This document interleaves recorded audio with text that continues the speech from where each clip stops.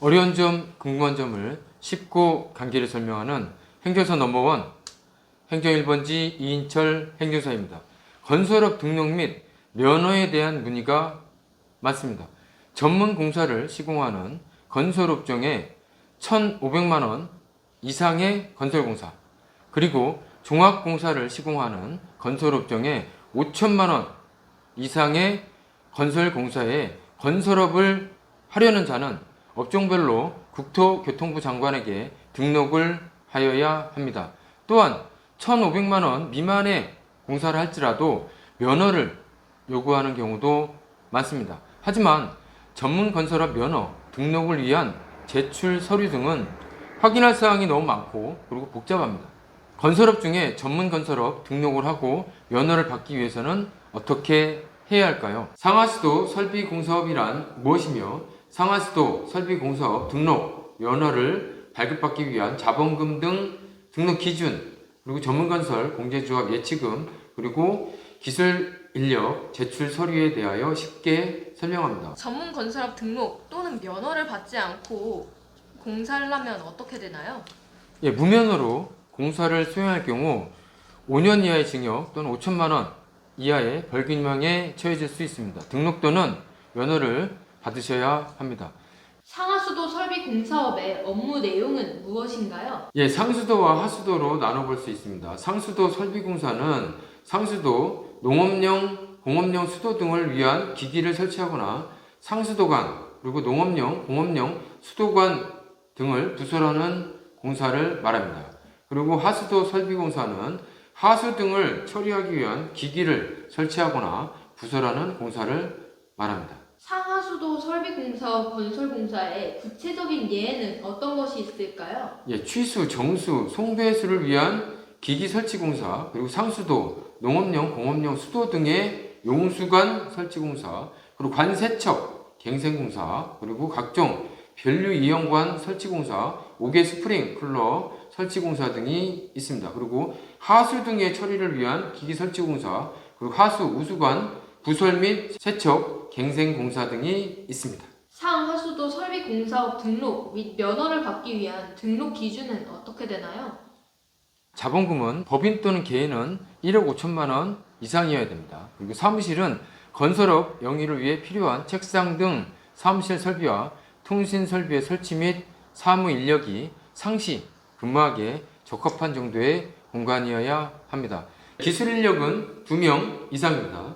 재무관리 상태 진단 보고서가 있습니다. 그리고 보증 가능 금액 확인서가 필요합니다. 자본금이 꽤 많아야 하네요. 자본금 1억 5천만 원은 그럼 어떻게 입증해야 하나요? 예, 여기서 중요한 것은 자본금인데요. 기업 진단을 받기 위해서는 개인 사업자는 실질 자본금, 즉 현금을 일정 기간 통장에 예치해 두어 평균 잔액이 1억 5천만 원 이상이 돼야 합니다.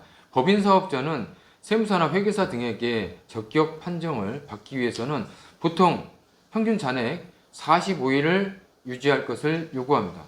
건설업자만을 위한 실질 자산만 인정받을 수 있습니다. 그러면 업종 2개의 면허를 모두 받으려면 총 3억 원의 자본금이 필요한가요?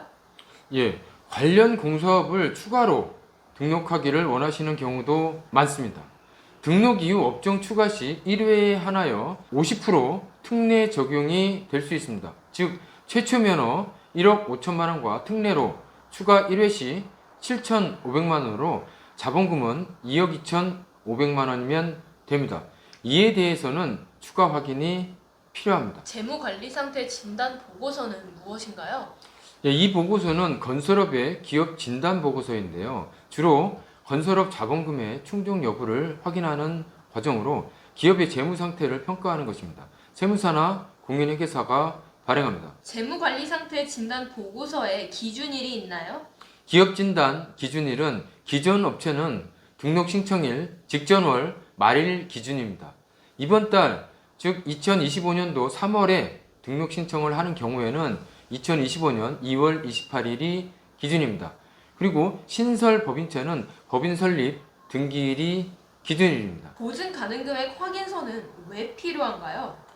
예, 건설공사 수행 중에 자연재해, 근로자의 안전사고 등으로 인한 손실 및 배상 책임을 보상함으로써 건설사의 안정적인 사업 수행을 지원함은 물론 건설사에 재직 중인 임직원의 복지 향상을 위하여 필요합니다. 보증 가능 금액 확인서는 어떻게 발급받을 수 있나요?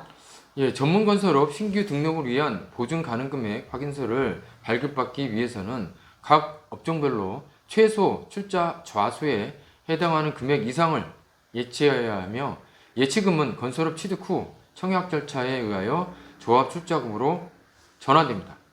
예를 들어 상하수도 설비공사업은 현재 C등급 53자 기준 5,022만 9,319원을 전문 건설 공제조합에 예치해야 발급을 받을 수 있습니다. 이 출자금은 확인서가 유효한 동안에는 반환이 안 되고 등록 말소 등의 경우에는 예치금을 반환할 수 있습니다. 반환금의 산정에 대해서는 확인이 필요합니다. 자본금도 1억 5천만 원으로 많은 편인데요. 5천만 원 정도의 공제조합에 예치하면 총 2억 원이 필요한가요? 예, 다행히 아닙니다. 공제조합 출자금과 사무실 보증금 등은 실질 자본금으로 인정이 됩니다. 1억 5천만 원 안에서 가능합니다. 상하수도 설비공사업 면허 등록을 위한 제출 서류는 어떻게 되나요? 먼저 건설업 등록 신청서가 필요하고요. 사업자 등록증 관련 서류가 필요합니다. 그리고 이면진 현황표가 필요하고요.